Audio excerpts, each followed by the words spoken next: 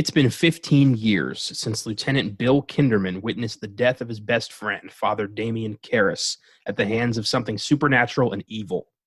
In that time, Kinderman has stopped a vicious serial killer called the Gemini, who was executed for his crimes. But now it appears that the Gemini has returned as a demonic spirit, and he's chosen the body of Father Karras as his vessel. Kinderman must rediscover his faith if he is to save his friend's soul, stop a murderer, and defeat the demon Pazuzu once and for all in the true sequel to the 1973 classic, 1990's The Exorcist III. I'm Connor Eyzaguirre. And I'm Austin Johnson. And you are listening to Filmgazm.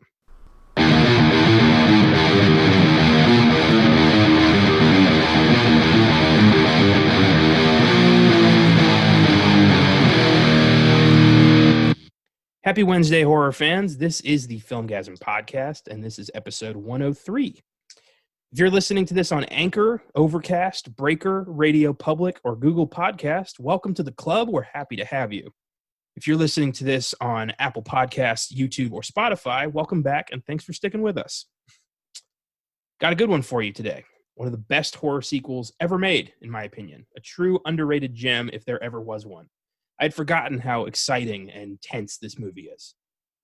Yes, indeed. And you say sequel, we covered The Exorcist II and absolutely despise almost every second of it. Yeah.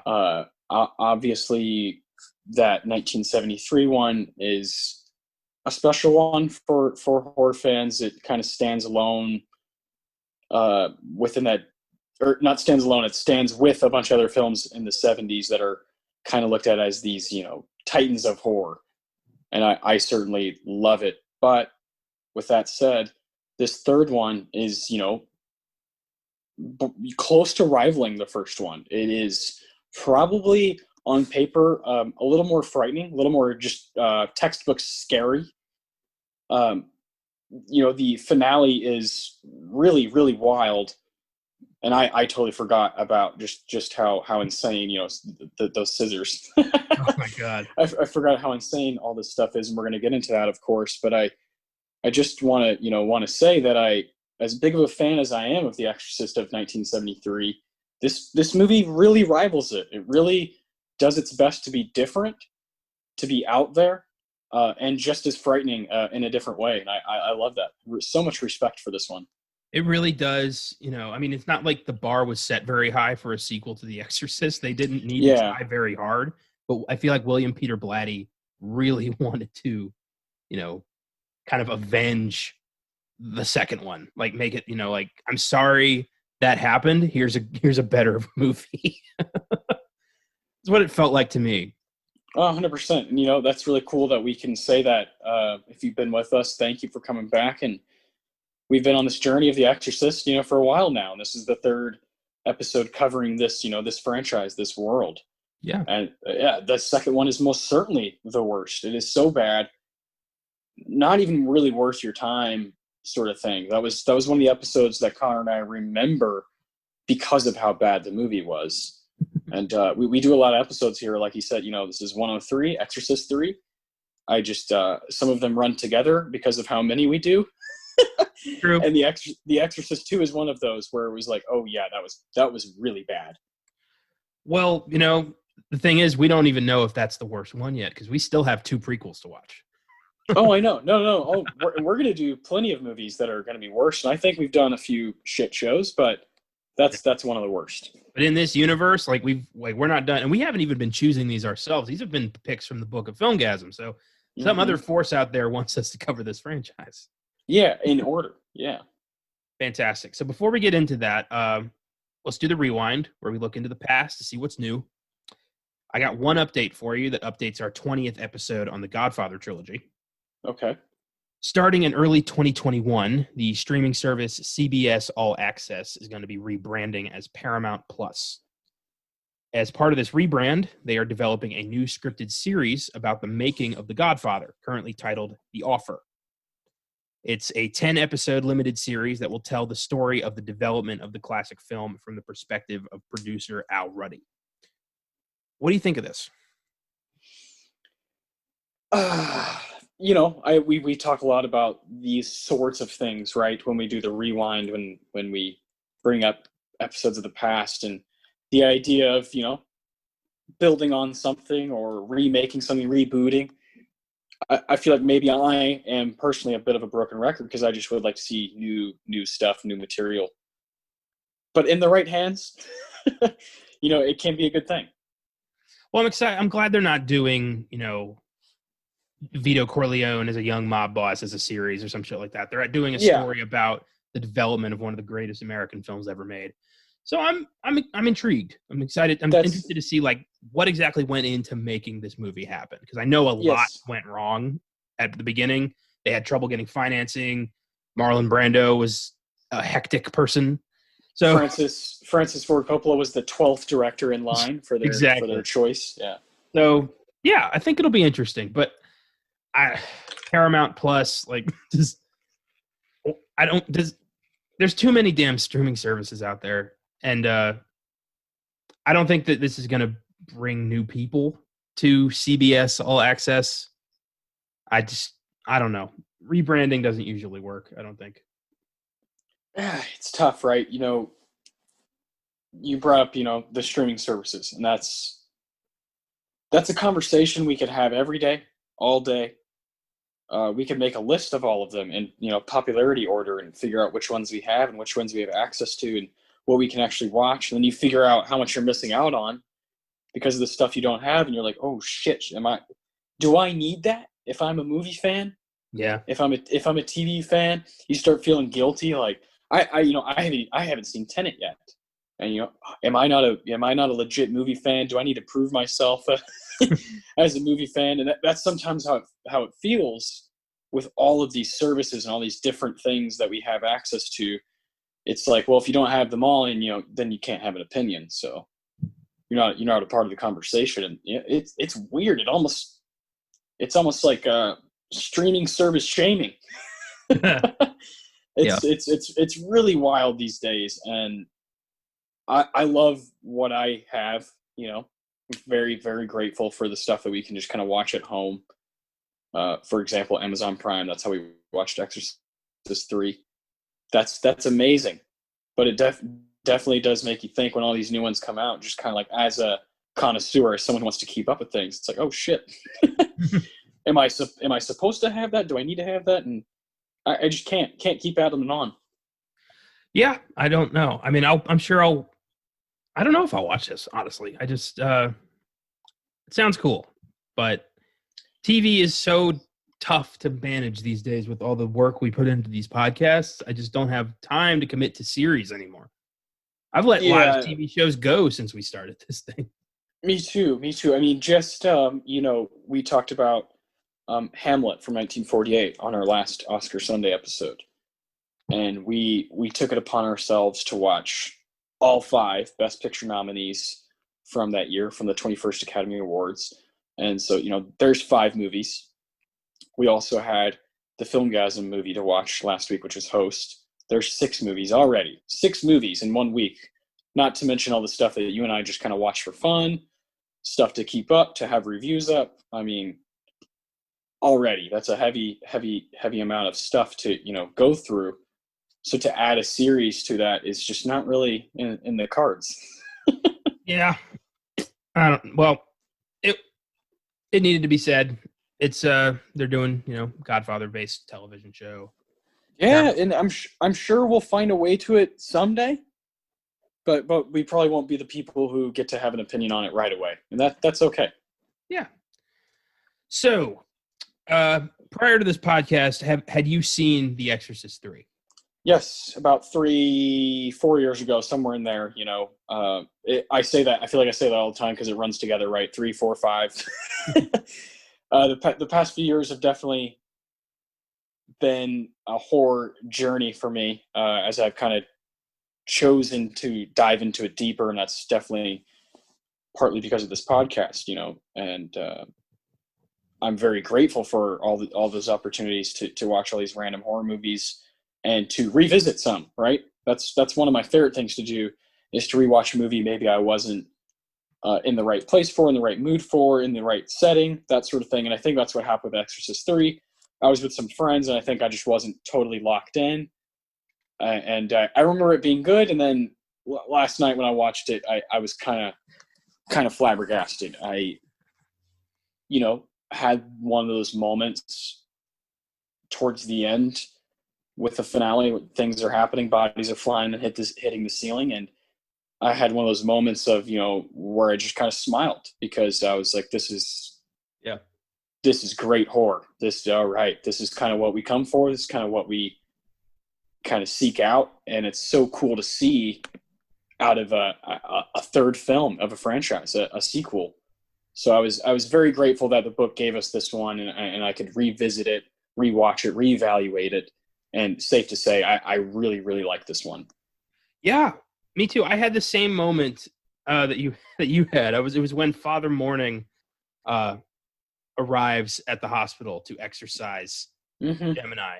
I had this moment where I sat up and was like, "Fuck, this is good," and I just got grossed. And I hadn't seen this movie since I was a kid, and I remember it freaked me out at the time, and I hadn't seen it in almost a decade. I actually saw this one years before I ever saw The Exorcist. And that's so interesting to me. I've seen The Exorcist so many times, and through my teenage years, through my high school years, and then a lot through my early 20s. I'm 25 now, so I remember being 20, 21 and watching The Exorcist all the time, and then finally being like, I need to see the other ones, and I read that this one's really scary. I read that it may not be the most, well put together film. I disagree. I think it's awesome. Yeah. But I read that it's very scary, and it is. It definitely has more going for it in the, scare category than the first one does, than the original does. The original has these like kind of monumental moments, whereas this movie has images. Holy fuck. This movie has a perfect horror atmosphere, and it kind of tricks you maybe sometimes into thinking like, is this a supernatural occurrence? Is it just your run-of-the-mill serial killer? Is Kinderman losing his mind? Like, what is going on here at the core? And at the end, yeah, it definitely makes a decision, but the journey there is so cool.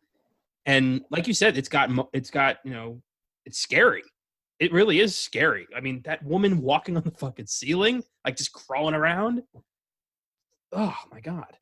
That's one of my favorite images, because not only that, but just the way the camera's first off just kind of in love with our man Scott, George C. Scott, because as it should be, because he's a goddamn titan. And when you're seeing the woman crawl up, I love when the camera is like right in his face with the the corner of the screen.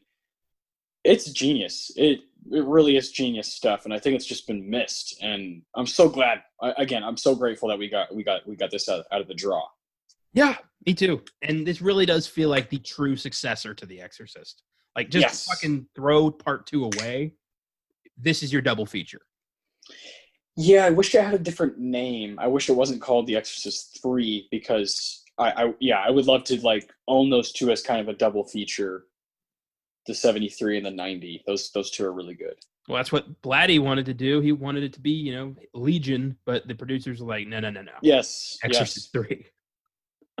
Oh, okay.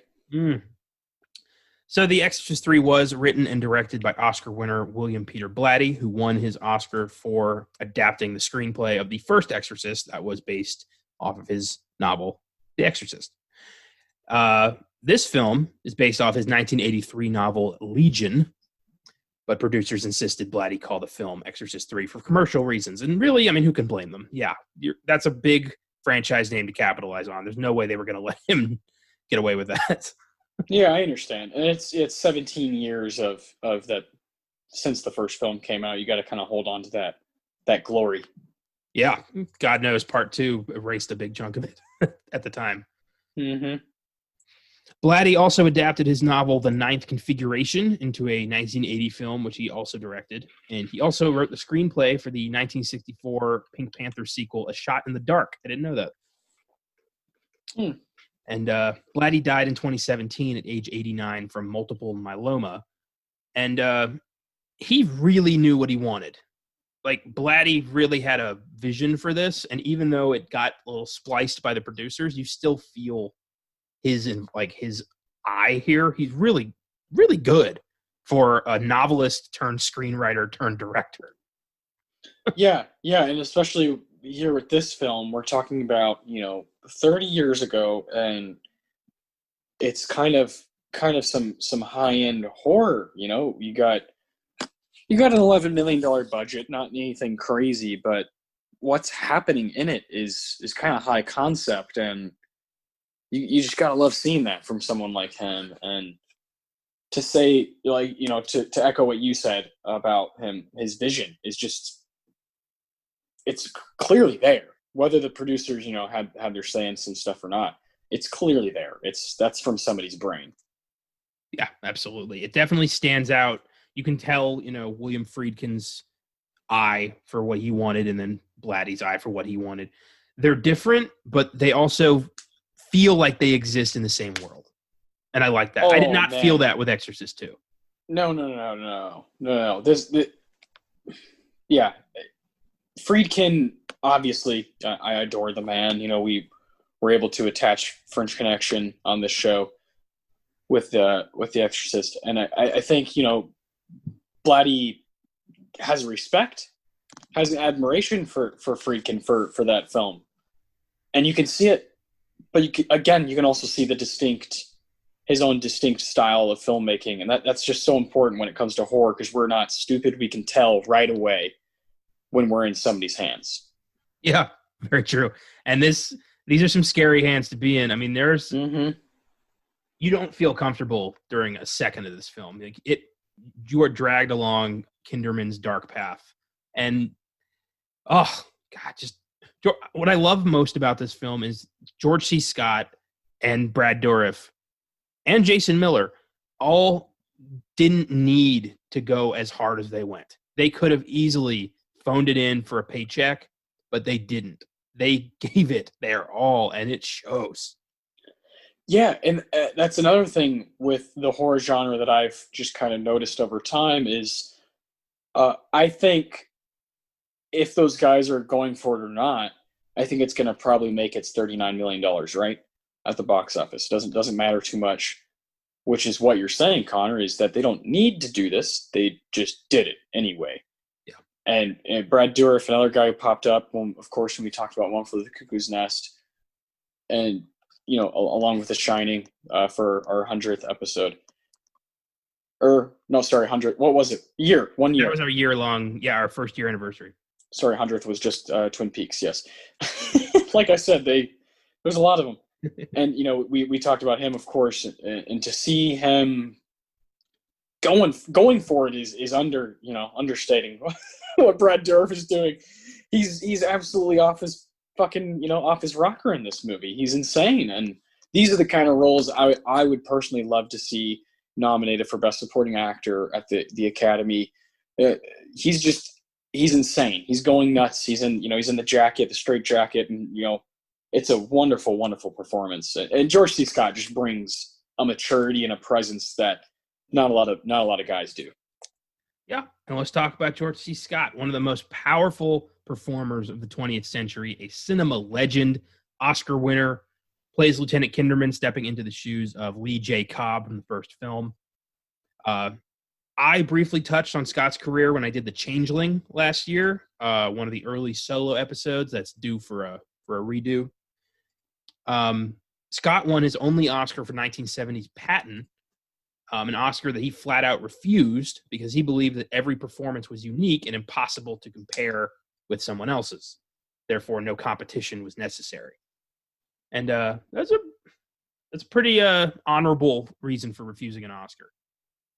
Yeah, very, very interesting, too, from this guy who you would think wouldn't be that way. These characters he plays, you might think that it'll come across as maybe arrogant or brash or whatever, but no, what I've read about him, he's the man. George C. Scott's the man. Of course, Doctor Strangelove. We'd be silly not to mention how incredible he is in that film. And Patton's definitely one we want to do on Oscar Sunday one day.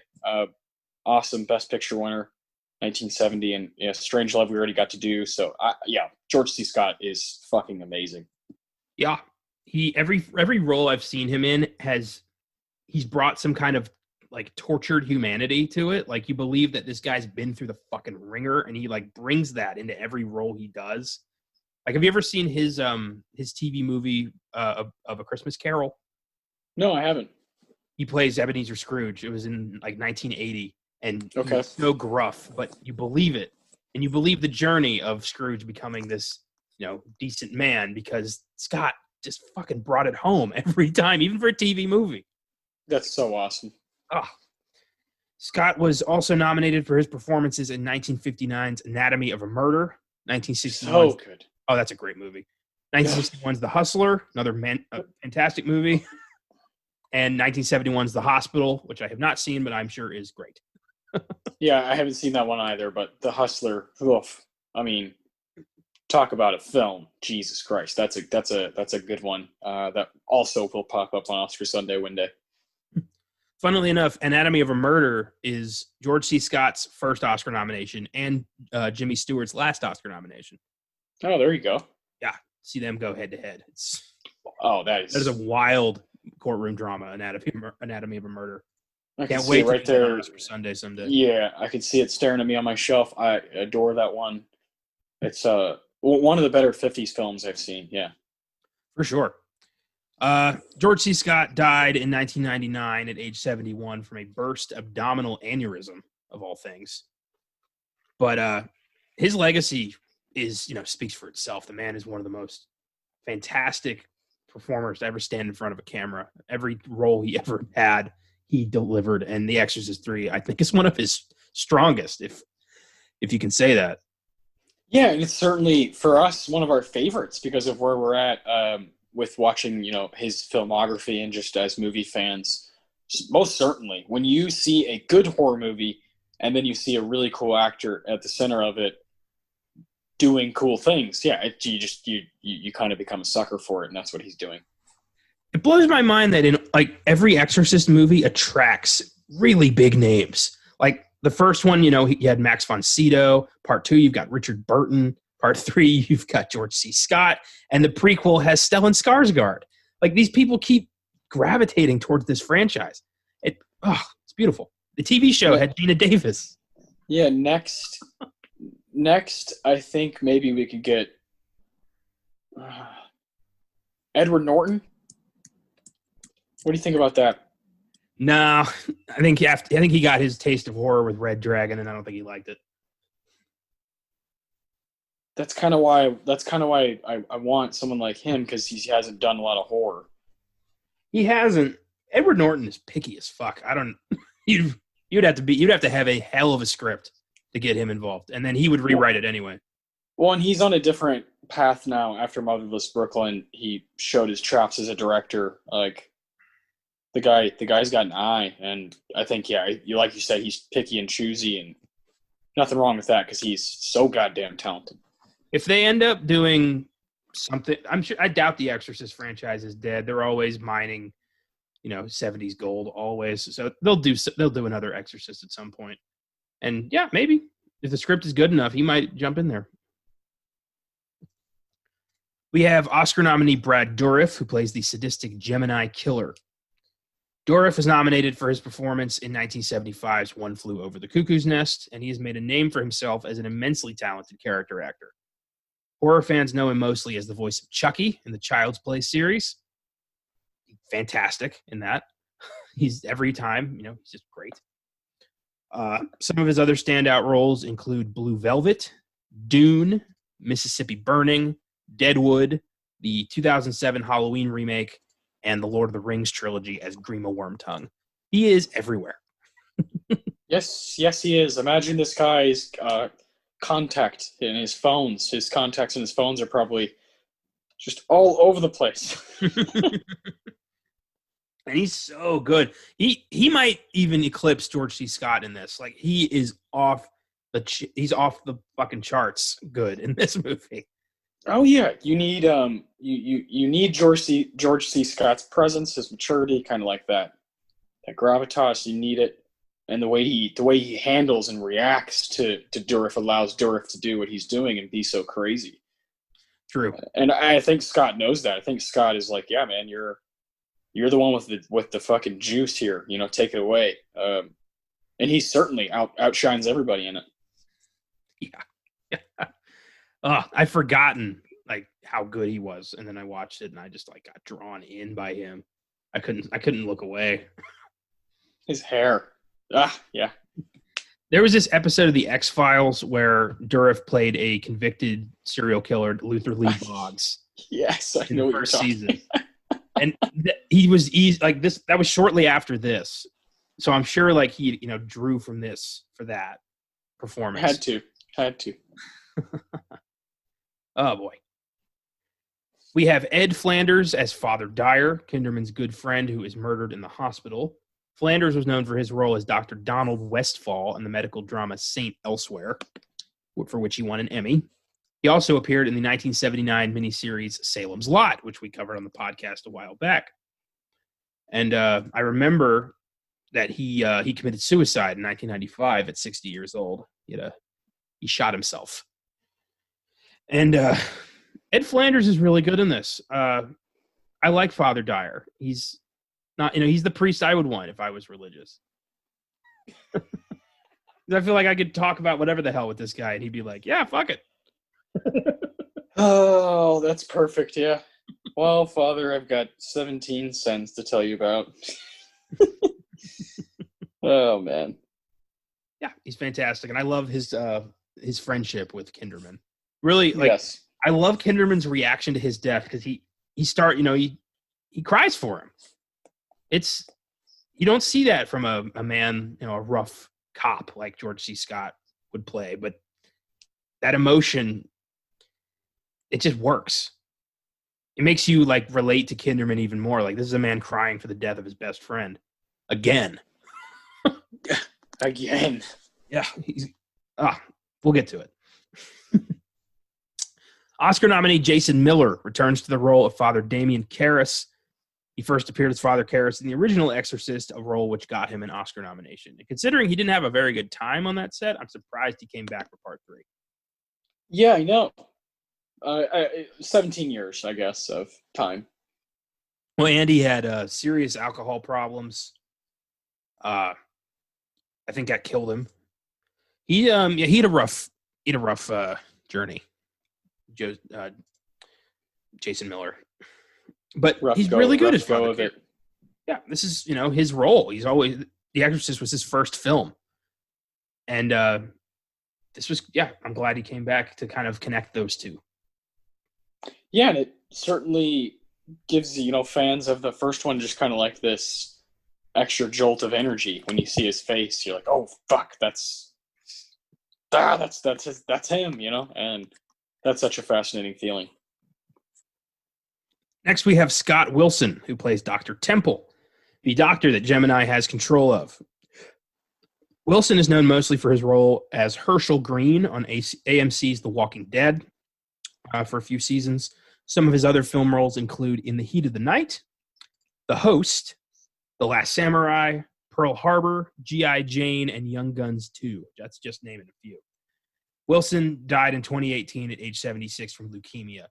And he had a hell of a career as a character actor. He popped up all the time. And I really liked him on The Walking Dead. Yeah, that's not a show that I know too much about. I stopped after 2 seasons. But Jesus, man, this guy's IMDb page is everywhere, just like Dourif. Yeah. He was, the kindly farmer who gives Rick's group shelter in season 2, ends up becoming a crucial part of the group before being beheaded by the governor in season 4. Oh, the dreaded governor. Yes. Oh yeah, it's coming together now. Yeah, because isn't John Bernthal plays what's his name like in the first few seasons, and I remember him. That's yeah. I don't know much about it. Shane got killed at the end of season 2. That's how they learned that you don't need to get bit to come back as a zombie.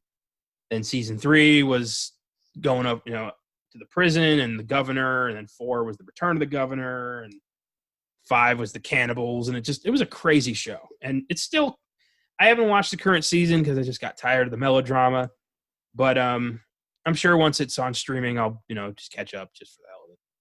Yeah, why not at this point? Then we have Nickel Williamson, who plays Father Morning, the priest who feels the pull to exorcise the Gemini. And Williamson was a Shakespearean theater actor, considered one of the finest of his generation, but had kind of a career downturn in the late 70s. And some of his film roles include Excalibur, Robin and Marion, Return to Oz, and the movie that I knew him from, Spawn. Ah. Yeah, he's Cogliostro for you. Okay, there you go. Spawn fans out there. No, there's not a lot of you, but he died in 2011 at age 75 from esophageal cancer, and he is intense in this movie. He's not in it a lot, but you feel that this guy is a true follower of the Lord. Like, he just has this commanding presence of like, demon be gone. I liked him a lot. My God. Demon be gone. But of course, the demon fucks him up royally. I was not expecting that kind of a brutal supernatural beating. I mean, good Lord. But when he rolled on the ceiling and his fucking face skin peeled off, oh my God. Disgusting. Jeez, and then he's still alive after all that shit. We'll get to it. The Exorcist III has an IMDb score of 6.4, a criminally low Rotten Tomatoes score of 59%. It was a modest success, grossing about $39 million on a budget of $11 million. It's since become a cult classic and has been embraced by the horror community as a hidden gem, which it certainly is. And let's talk about the movie. So we talked about this on Oscar Sunday. Going forward, we're not going to just read off the plot synopsis. We're going to just kind of wing it and go through what we liked about the plot and just talk about the movie for a bit, off the cuff.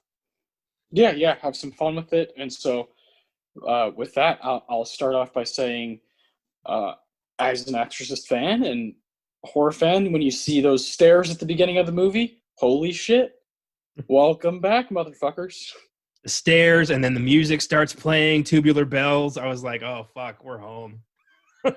Yeah, it definitely is that feeling of we're home. And I was thinking of like other movies or things that have done that, and the first thing that popped out to me right away was Halloween 2018. Yes. And there's just a couple moments where you're like, Haddonfield, good to be back. I had that feeling with, it's not horror, but I had that feeling when I saw X-Men Days of Future Past. Okay. It opens with the same score from X-Men 2, and I lost my shit. Because I'm a huge X-Men fan, so I was like, oh my God, it's X-Men 2. We're going classic. This is going to be amazing. So, yeah, I love those music cues in movies are like my favorite, when they bring back a score and they, reminds you like, we know what you like and you're going to enjoy this. That's what it makes me. So good. Oh boy. So yeah, we start strong with the music. George C. Scott Kinderman investigating a series of murders, grisly murders, and he's hanging out with his friend Father Dyer, and Father Dyer is just like, if you met him without the collar, you would never think this guy was a priest. The way he talks, just such a sarcastic bastard. He actually tells somebody, "May the Schwartz be with you." Yeah. You would think this guy's just hanging out at the bar down, on the corner, like he's just there all day. He's great, and the lengths they go to establish his friendship. It really breaks your heart when he ends up getting murdered. And yeah, no kidding. The way he gets murdered too, like they drained all of his blood into these cups, and then wrote "It's a Wonderful Life" in blood on the wall. Good God. Brutal. Another great shot of the just the the room that they're in, this hospital room, and the overhead view, as if you're kind of a fly on the wall. It's really good stuff, and I love when the camera is aware of who is in front of it, and when George C. Scott's in front of it, you just pay attention to what he's doing, and that's what's going on here. I think the cinematography is surprisingly good for a horror sequel. Like it really amazes me how much attention was given to this one, considering they didn't have to try very hard. No kidding. No kidding. Jerry Fisher, the cinematographer, also brings his A game, just like the performers, and it just starts flowing. It just starts flowing. This movie forces you to, immerse yourself into it, and if you're not an Exorcist fan, it doesn't really even matter because it's so good. The way the camera's just kind of panning around the streets, and like you said, as we get to know Kinderman and see the It's a Wonderful Life thing, and all these things are just great movie making, regardless of if it's attached to The Exorcist or not. I love when George C. Scott goes to visit the coroner to find, to talk about the body, and the coroner shows him the murder weapon that he believes was the murder weapon. This giant pair of medical like hedge clippers. They look like this giant pair of scissors, and George C. Scott's like, "What's this number here?" He's like, "Oh, that's the order code. Like, this is new." Like, yeah. Where's the old one? That's all they tell you. That's how you know that was a murder weapon. It's a smart script. It doesn't just, spoon feed you. It's not, all jump scares. It's atmosphere and it's clever writing. It's so good. And if you pair all of that with, about 20, 30 minutes in, you get to see Fabio and Patrick fucking Ewing. So yeah, in the dream sequence, I was like, is that fucking Fabio? I had to rewind it. Like, there's no way I just saw Fabio in The Exorcist III.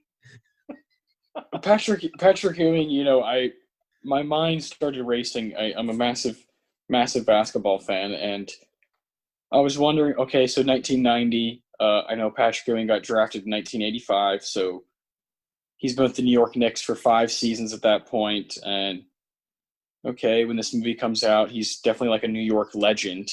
And then I remembered he also went to Georgetown for college.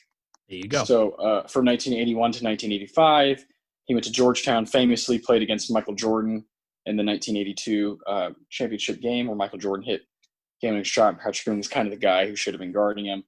I just put all that shit together, and it was really, really interesting because I just wonder who went up to Patrick and asked him, "Hey, man, you want to be in this movie?" Because he's also in Space Jam. Yeah. And he's quite good. I actually think he's the best of the other guys, him and Charles Barkley. I think he's quite good. When he's lounging around on Space Jam, and you got, Barry White in the background, yeah. And then, Patrick Ewing kind of sits up when he's talking to the psychiatrist or whatever, he kind of sits up. What? Because the psychiatrist questions him about his sexual his performance. His sexual performance. And this is Space Jam, a kids movie, which definitely has some innuendo stuff going on in it. At one point, Bugs Bunny turns into a real life boner or something. It's so weird. but I love that movie, and it was just so interesting to see. Okay, I guess Patrick Ewing kind of likes acting. Yeah. Do you remember when Fabio got hit in the face with a goose on a roller coaster? You remember that? Of course. That's the only thing I think of now when I see Fabio, is just him getting whacked in the face with a bird.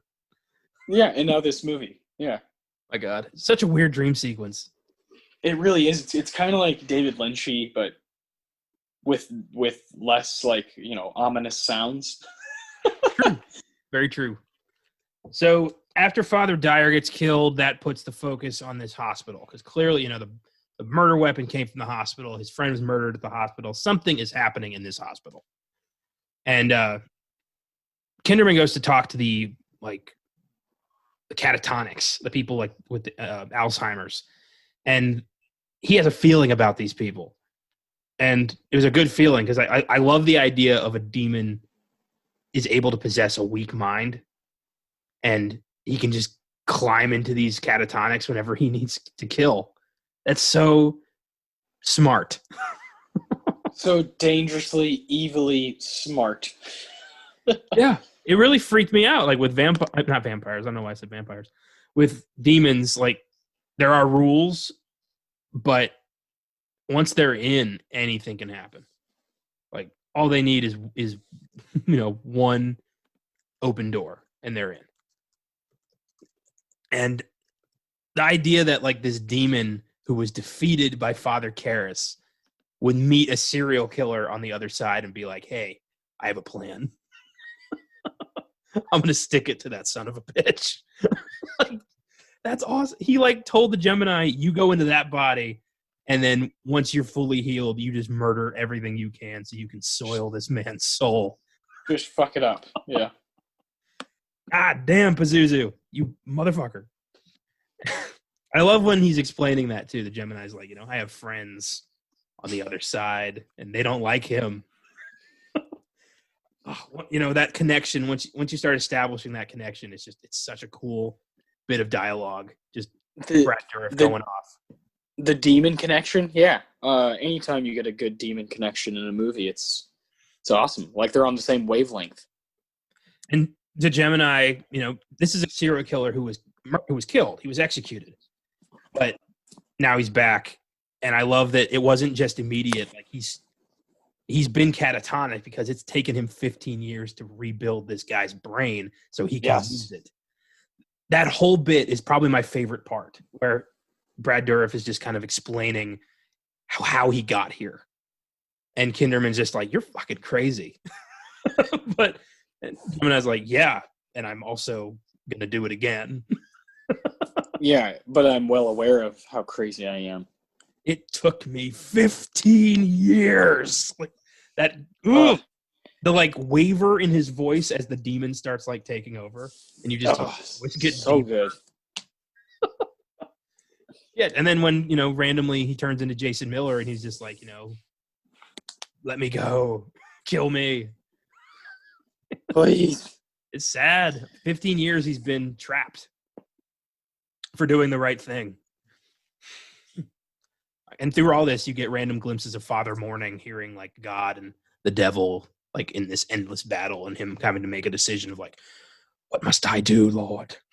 It's so intense. Yeah, it really is. It's ultimate evil. Good versus evil, God versus Satan. It like is putting all that stuff on the table. And here's Kinderman, just this man trapped in this war. Exactly. He's us, right? He's us, the skeptic, the guy who he's like, "Nah, you're just crazy." And oh yes, but when crazy is aware of its own crazy, they're not so crazy. And Gemini is like, "I'm gonna make you a believer." Ooh. Frightening. Holy shit. So let's talk about arguably the scariest scene in the movie that everyone has kind of agreed on: the death of the nurse, Amy. Yes. Holy shit.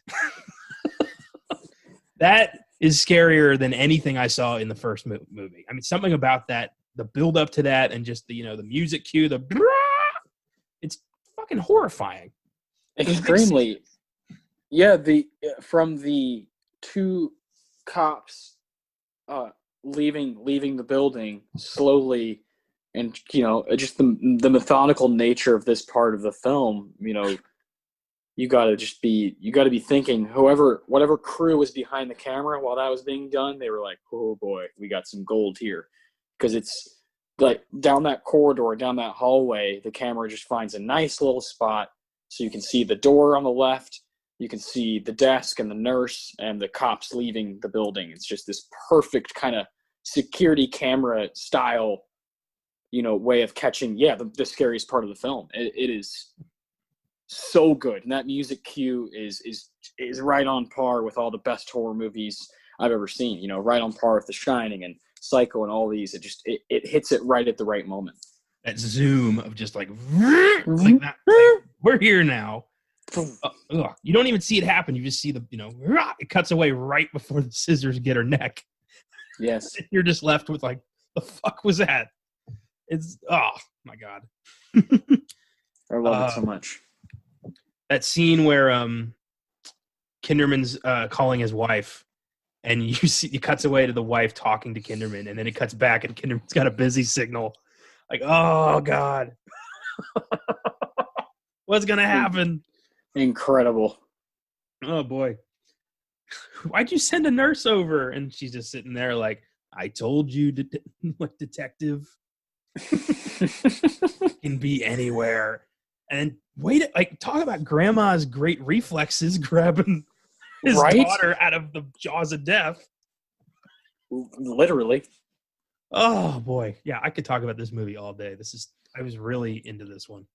Oh yeah, all the scenes, all the scary scenes, scary moments are so worth talking about, so worth conversation.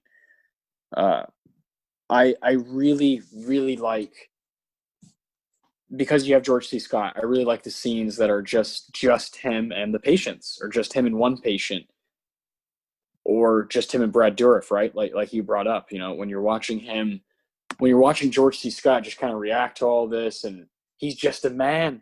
he's just an old man trying his best to do his job. And I love all those conversations. I love his conversations with the doctor. What's his name? The doctor is smoking the whole time. Temple? What's his name? Yeah. We just talked. Yeah. Dr. Temple. Yeah, because he's the one who commits suicide. He's the one that those conversations are fascinating, right? Between him and Kinderman, where they're kind of walking down the corridors, and that's the stuff of horror, right? Is when you bring up the questions of crazy, insane, mentally ill, mentally disturbed, all of these things kind of like perk your interest, and at the end of the day, this one is Damien Karras and these characters are taken up by something that knows what it is, knows how insane it is, knows how dark and evil it is, which is what makes it so frightening. The idea of a serial killer coming back to possess a priest is vicious. Yeah. Extremely. Knowing that, having that awareness, and knowing that if I do this, if I possess this guy, this would be the most frightening way to, go about my business. Oh. And all of it overseen by the demon who possessed Regan McNeil in the first film. Exactly. Vengeance. Pure demonic vengeance. Yes. Like, I will have my fair share of evil, I promise you. Like, it's that kind of oomph and grit. And that's really cool. It's really rewarding as a horror fan. It really is. It feels like natural progression, and it's such a cool idea, and it's done so well. Oh my! And this is how, if there was to be an Exorcist movie in the 2020s, this is the kind of thing I would want them to do. Is take a really, really good actor, place him in the middle of this fucked up thing, and kind of go along the lines of Exorcist III. You have something? Idea. So if we're doing like a new Exorcist, we do it Halloween style, where we do a direct sequel where like Regan's in her 50s or something, and she remembers all this, and she's been preparing for the return of Pazuzu. Like, she knows he's still out there, and then maybe he possesses her granddaughter or something. Yeah, that'd be perfect. I don't know. I think that this could work. We saw with Halloween that it is possible to revisit these stories and do a really cool version. So I think anything's fair game if you have the right people. Yeah, and then let's say, like, you said granddaughter, so like, I don't know, some young actress like Saoirse Ronan is the granddaughter and gets possessed. My God, she would be insane. She would be so good. or I think my vote might actually be Mallory Pugh from Midsommar. She would be really cool. I like her a lot. Oh, yeah. What's her name? I think I just said a different name. Florence Pugh, right? Yeah. Mallory Pugh is a soccer player. I'm very sorry. I'm very sorry. Watch too many sports. She would be good too. She's a good choice. Yeah, no, I love Florence Pugh. Linda Blair is, old enough to be a grandma now. So. Oh yeah, for someone who's in their 20s, yeah, for sure. I could. Man, I wish I had clout.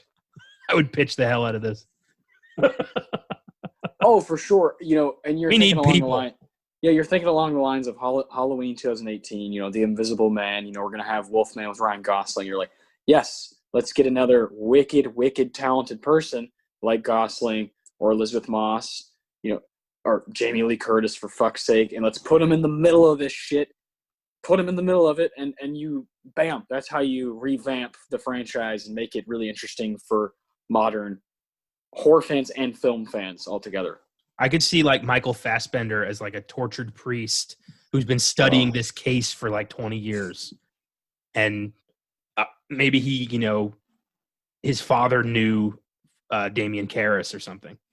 Well, we could just keep going with this. So I'm going to give you another one. Maybe Christoph Waltz is somehow related to Damian Karras. He's related to Father Merrin. And he's always been like an atheist. He's this major skeptic, right? And Christoph Waltz just gets to be a complete a-hole. and he just gets fucking bombarded by this, oh my God, all this shit is actually real. Now he believes in the heaven and hell and everything. This could work. Yeah. Yeah, there's plenty of actors. You could completely turn it and, make it affect some sort of complete different ethnicity. You could take it to a different culture. Like Pazuzu is now like, no, all of my demons are going to fucking take over different areas, not just attack this one. What if after the events of all this shit, Regan became a nun? Oh, there you go. And she studied the rites of exorcism. Yes. And they go to her to get the demon out, and Pazuzu's like, it's you. Oh my God. That would be so cool. It's you, bitch. Fuck me. Oh my God. Yeah, no, that'd be a lot of fun, right? I would love, these horror movies, these like, legendary 70s, 80s ones. It was a lot of fun for a long time to fantasize about what would happen with a Shining sequel. And then we got it with Dr. Sleep. True.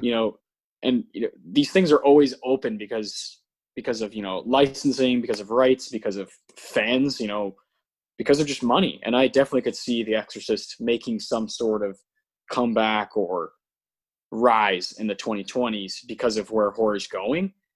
With The Invisible Man, I think is a big deal, and movies like The Conjuring for this past decade. Like, it certainly has a place more than ever, right? It's going to make its money because horror fans are going to go see it. And so I think it, in the right hands, man, with the right actors, this would psych us up like crazy. True. Oh man, that's so much fun to think about.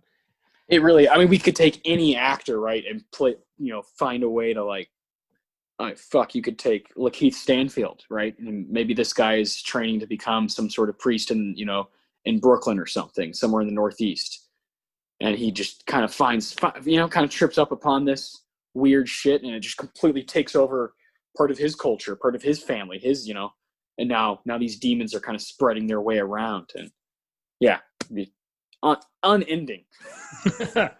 Oh, I hope somebody in Hollywood hears this podcast and is like, you know what? That's a good idea. There's people out there, I'm sure, who are. I just really hope the right people are in that room saying, hey, we need to really take care of this the way they did David Gordon Green with Halloween 2018. Respect. Horror's in a really good place right now, and oh yeah, we're just getting the fans are behind the camera, and I love that that's where we're at right now. So I feel like if it was ever going to happen in a good way, it would happen now. Yes, and we will see. Let's talk about the exorcism itself in this movie. Oh yeah, let's talk about that kind of climactic moment.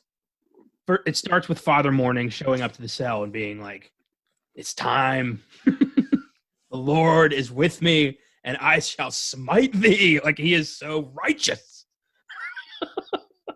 And he goes in there with the book of exorcism and starts reading it, and Gemini is like, nope, not today. You don't have the power to take me down. It's like Jonah Hill on This Is the End. Is it compelling me? Is it? Love that movie. That's great. I haven't seen that in a while. That's a good one. I think it's actually underrated at this point. I love it. Yeah. My favorite part is when Danny McBride loses his shit and just starts chugging their water. Danny McBride is on a whole different level with that during that movie. You know, no, who's giving off rapey vibes? I'm not giving off rapey vibes. I will jerk off all over this house. I'll come on the walls. I'll come on the floor. I'll come anywhere I goddamn want to. Holy shit. And James Franco's like, put your dick away. You know, these actors who are still like guys that we love, it's just funny to see them just not giving a fuck. I love when Franco gets raptured and he's like, fuck you, and then they drop him. Suck my dick, bitches. Zap. And Channing Tatum is like Danny McBride's new bitch. You know? Oh my god. Oh, before we get back into the exorcism, yeah, it's Craig Robinson. One of my favorite lines from that whole movie is they're looking at a Bible, and there's pictures in this Bible, like little illustrations, and one of them they're reading in Revelation. Jay Baruchel's character is reading from Revelation, and there's a little picture, and Craig Robinson's like, "Oh man, I know what those are. That's where those are from where the wild things are." And it's these little like demon things in like illustrations in the Bible where the wild things are. He's sarcastically talking about the Bible. It's blasphemy, really. It's blasphemy, and but it's funny. It reminds me of like a live action South Park episode on steroids or something. It's so funny. It's great. It's a great one. Oh, well, the Gemini throws Father Morning up on the ceiling and just fucks him up. He obliterates the book. Yes. Which was nuts. And glues Father Morning to the ceiling, and he tries to peel himself off, and his flesh is coming off, and it's vicious and grisly and brutal. And Kinderman shows up after Gemini tries to kill his family and is like, all right, I'm ending this today. I don't know how, but I'm ending this today.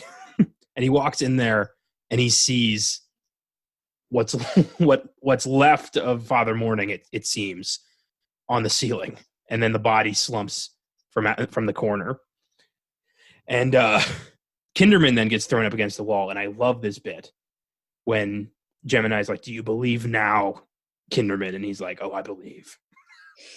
I believe in everything that is wrong with the world. I believe in evil. I believe in slime. I believe in you, you son of a bitch. Like, oh my God. I love that. I believe in slime. That was perfect. Oh, and as he's doing that, we see Father Morning, who is still alive somehow, crawling towards his crucifix. And he picks it up and he's like, be gone. And he's like, fight, Damien, fight. And you see the glimpse of humanity in his eyes. And then he switches. He's, Damien fights free, and he just yells at Kinderman, kill me now, Bill, kill me. And he shoots him in the chest. They're fucking crazy. Unbelievable. And you are watching this, and for a gunshot, that abruptness, it's so raw. It's so raw and so real, and such a reaction that so many people would have. That image of Father Karras on the cross being pulled up from hell by these legions of the dead. Oh, this movie is gorgeous. Yes. It's so underrated. So many people don't know about this one. And they don't know that Kevin Corrigan isn't at the beginning either, which I totally forgot about. I forgot to mention that. Do you remember seeing him at the beginning as the altar boy? Who now? Kevin Corrigan? No, I don't remember that. Yeah, when he popped up at the beginning, I was dying laughing. This is a guy who's just popped up in a bunch of random ass comedies. And for him to be in this, 30 years ago, he must have been like 20 years old. Yeah, he's 51 right now. So yeah, he's 20. That's crazy. Holy crap. Did you happen to see who was a blind man in the dream sequence? Yeah, Samuel L. Jackson. Holy shit. Yeah. Yeah, and I had to pause it. And then fucking Larry King is at the restaurant. Yeah, as himself. Yeah. Yeah, so many people. This cast is insane. I don't know what happened here. for them to all be involved. That's fantastic. So cool. Yeah. So the film ends when Kinderman blows Karras's brains out, destroys the Gemini, saves his friend's soul, and thwarts Pazuzu for good. And they bury Karras, who has been missing for 15 years. And I'm assuming they bury Father Morning, too. He's not walking away from that. No. Oh, so well, before we do the scores, here's some Filmgazm facts. Number one, and this was fairly obvious, the Gemini killer character was inspired by the real-life serial killer, the Zodiac, who was never caught. And frankly, Zodiac is a much better name for this character, but they couldn't exactly do that. Yeah, Gemini's okay, but yeah, Zodiac is perfect. I wonder if, I'm sure they did it out of, respect, but if they did it, would Zodiac come out and, sue them?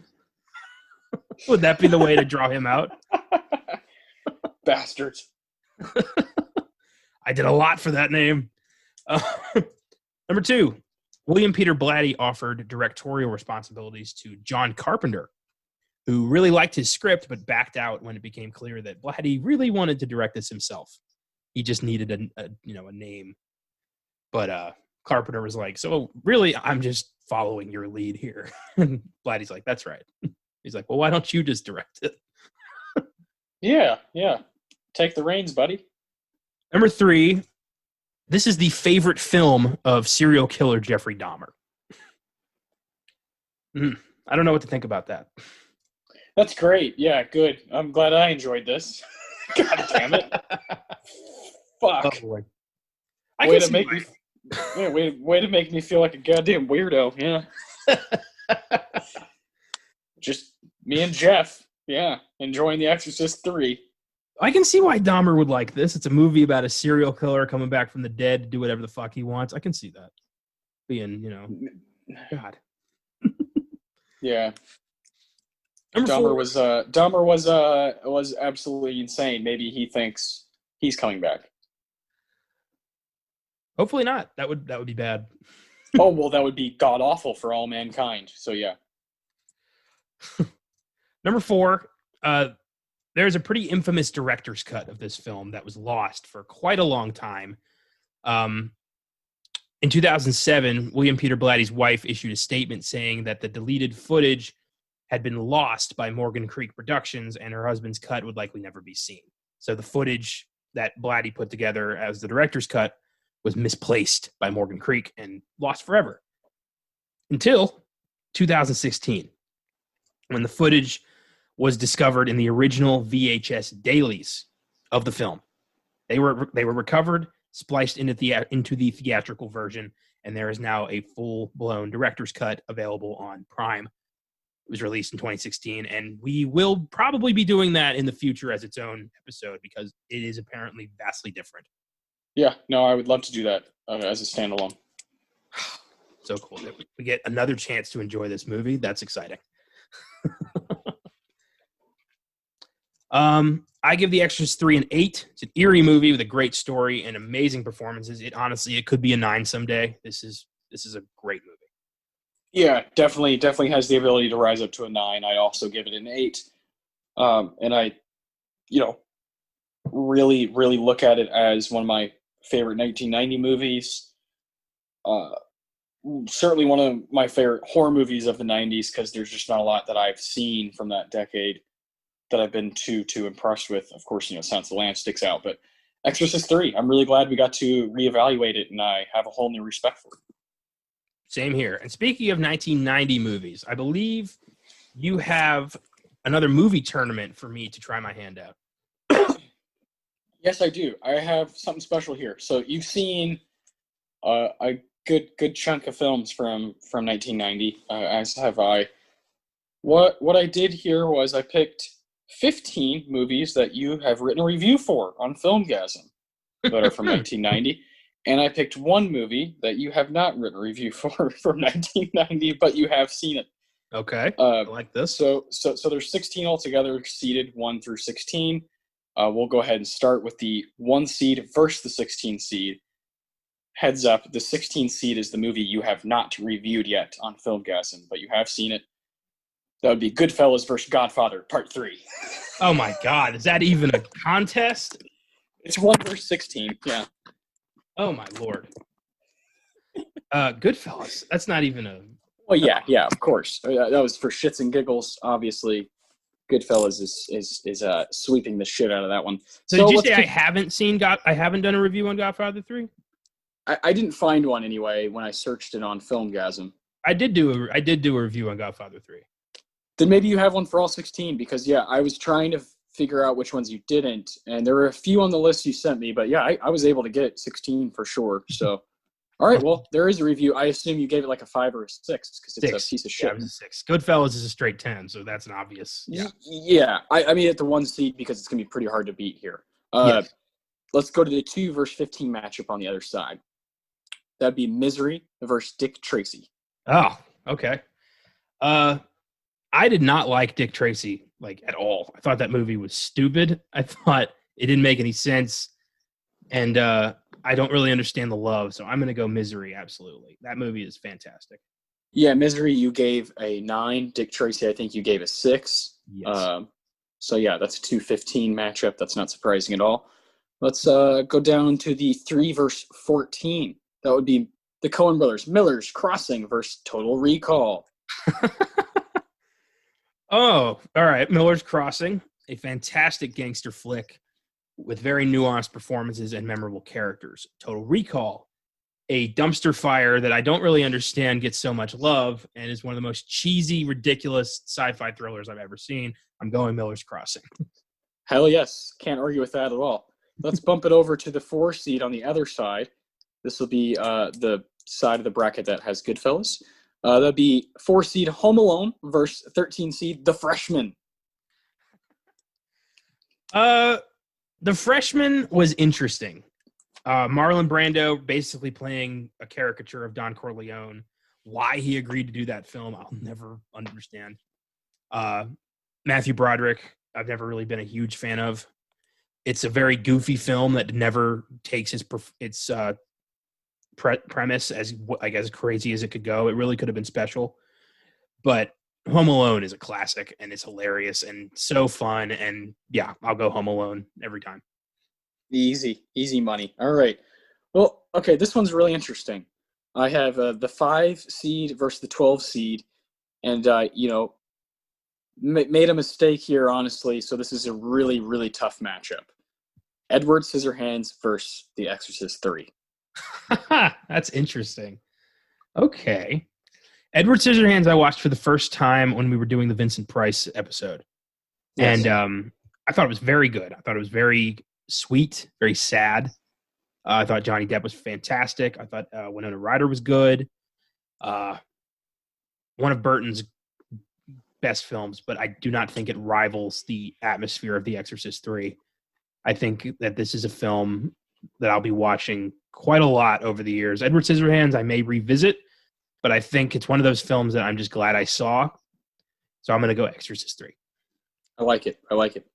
So Exorcist 3 on to the next round. Let's go back over to the other side of the bracket. That'd be the 6 seed versus the 11 seed. That's Pacific Heights versus Mo Better Blues. That's a weird matchup. I like that. Okay, so yeah. Pacific Heights is a very underrated thriller where we get to see Michael Keaton play a real sadistic shit. And I thought that was really cool. It's got some moments that really creeped me out. Mo Better Blues, I liked. I thought the performances were really good. Honestly, kind of forgettable. And I think I'm going to go Pacific Heights on that. That's fair. I mean, I love Mo Better Blues. That's one of my favorite Spike Lee movies, but I understand that for sure. All right, so this is the 7 versus 10 matchup. That's Jacob's Ladder versus Young Guns 2. Oh, boy. It's been a long time since I saw Jacob's Ladder. Yeah. I remember it really being just a wacky fucking movie. Like, I don't know what the hell's going on. It's got some just visceral horror imagery in that film. If it's a demon movie, it's great. If it's a Vietnam metaphor, it's great. Tim Robbins is fantastic. Young Guns 2 was not as good as the first one. Had some moments. Honestly, my favorite part is the Bon Jovi song at the end. So I think I'm going to go Jacob's Ladder. Okay, I like it. All right, this would be the last matchup of the first round. That'd be the 8 seed Presumed Innocent versus 9 seed Rocky 5. Oh, damn. Yeah, that one's a hard one. Both solid 7s. Presumed Innocent. Harrison Ford, courtroom drama / crime thriller. I didn't kill the whore or whatever it was. I don't remember. I think it was like his a legal assistant. I don't see how influential this film was. It was just in the end, it's kind of like, I didn't do it, or you didn't do it, I did it. Like, no shit. He's okay. Very forgettable. Rocky 5 has grown on me over the years. It's nowhere near the best Rocky movie, but it's not that bad. I like the idea of Rocky kind of forced into retirement and trying to take on a protege. Him trying to build a relationship with his son was very sweet. I thought Tommy Gunn was a suitable villain. The street fight at the end was okay. I would have preferred a ring fight, but I'll take what I can get. I'm gonna go Rocky 5. All right, I like it. Oh, well, let's make this nice and easy. Let's stick right there with the 1 seed versus 9 seed in the second round. That'd be Goodfellas versus Rocky 5. Goodfellas. Oh my God. Yeah, you don't really need to say much there. Yeah, it's pretty obvious. Let's go to the other side for the 2 seed. That'd be Misery versus Jacob's Ladder. 2 interesting horror films, both influential in the genre. I liked Misery more. I thought it was a tighter story. I thought the characters were better, and it just creeped me out more. So Misery. Fair enough. I'm glad I made it the 2 seed. Down to the 3 versus 6. Miller's Crossing versus Pacific Heights.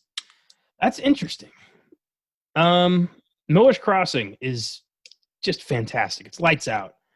And Pacific Heights, I haven't seen in a while, but I think with another watch, it could really, wow me. So I'm gonna go Miller's Crossing, but I am holding out hope for Pacific Heights in the future. Hell yeah! All right, so we got 3 spots taken in the final 4. Let's see what the last one will be. This would be the 4 seed Home Alone versus the 12 seed Exorcist III. Home Alone versus Exorcist III. You gotta love it. Oh my God. Family Home Alone it's a holiday classic. I watch it every year. Man, Exorcist 3 I adore. Home Alone I adore as well. What am I going to enjoy watching more? I definitely have to be in the mood for Exorcist 3. Home Alone is funny as hell, but you know what? I like Home Alone 2 more. I'm going to go Exorcist 3. I like it. The Exorcist 3 makes its way to the final 4. All right, just to be clear here, the final 4 is Goodfellas, Misery, Miller's Crossing, and The Exorcist 3. Sounds about right. Let's go to the right side of the bracket here. So it'd be 2 seed versus 3 seed, Misery versus Miller's Crossing. Let's hear what you got to say about that. We've got one of Stephen King's best stories versus one of the Coen brothers' best dramas. Mm-hmm. Oh, Kathy Bates versus Gabriel Byrne, James Caan versus John Turturro. And John Turturro and Albert Finney. Yeah. Do I want to give Miller's Crossing the hi-hat, or am I going to be a dirty birdie? What is going to happen today? Oh, God damn. That is a tough one to... Boy. Both those films are fantastic watches, and I could really put on either of them at any time. I'm going to go Miller's Crossing. Ah, nice. I like it. Miller's Crossing makes its way to the championship round. Well done, Misery. Good showing from you. Now let's go back to Goodfellas versus The Exorcist III. Again, Goodfellas is too damn good. It's Goodfellas. It just doesn't matter, yeah.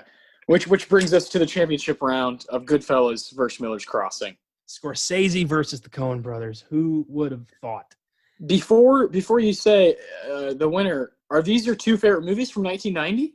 I suppose they are, apparently. Well, Well, I know there's some that you haven't written a review for. So I was just wondering if there's one maybe that would have made some noise here in the bracket.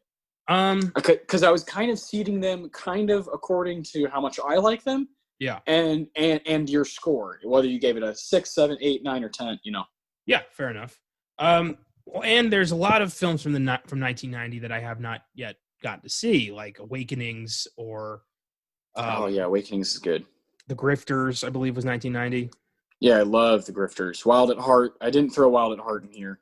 Ghost. So there's still a lot of homework to do. But as far as things that I've seen that didn't get on the website, I don't think there's anything that would have made an impact here. I think in the end, I think it's always going to be Goodfellas. This is a great one too, and Goodfellas taking it home for the 1990 bracket here that we made. I like a lot of these films.